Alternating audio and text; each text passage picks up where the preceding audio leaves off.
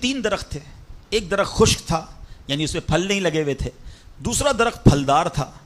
تو ڈاکوؤں کا سردار نے دیکھا کہ ایک چڑیا جو ہے وہ پھلدار درخت سے اڑتی ہے, خشک درخت پر جاتی ہے, واپس پھلدار درخت پہ آتی ہے, پھر خشک درخت پر جاتی ہے.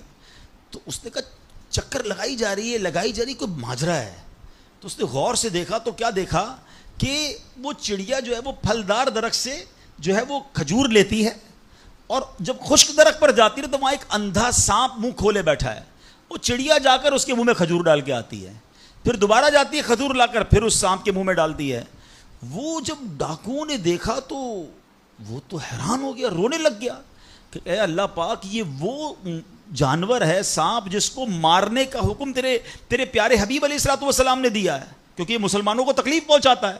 مگر تو نے جب اس کی آنکھیں لی تو اس کے رزق کا انتظام کر دیا, اور ایک چڑیا کی ڈیوٹی لگا دی کہ وہ جا کر اس کو کھانا پہنچائے. تو میں تو اشرف المخلوقات ہوں, میں تیرے بندوں کو لوٹ رہا ہوں, اے اللہ تو میری توبہ قبول فرما, میں آئندہ ایسا نہیں کروں گا. یہ رونے لگا.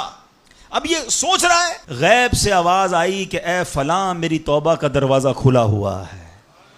ڈاکو کہتا ہے یا اللہ میں نے توبہ کی. پھر غیب سے آواز آئی ہم نے تیری توبہ قبول کر لی.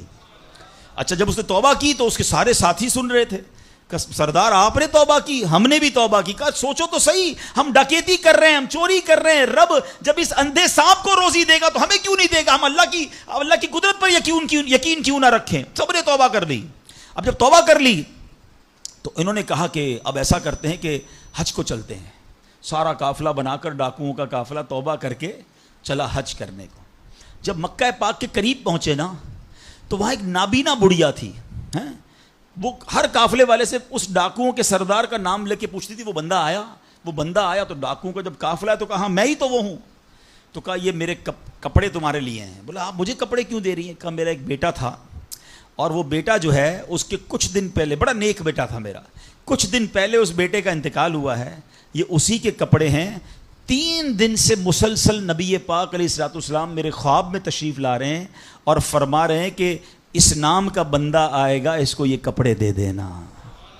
ہائے ہائے, ذرا سوچو تو صحیح, جب رب توبہ قبول کرتا ہے تو مرتبے کیسے بڑھا دیتا ہے. کاش یہ بات سمجھ آ جائے. اللہ سے بندہ جب دوستی کر لیتا ہے نا, اللہ پچھلے گناہ معاف فرما دیتا ہے, بلکہ اللہ راضی ہو جائے تو گناہوں کو نیکیوں میں بدل دیتا ہے.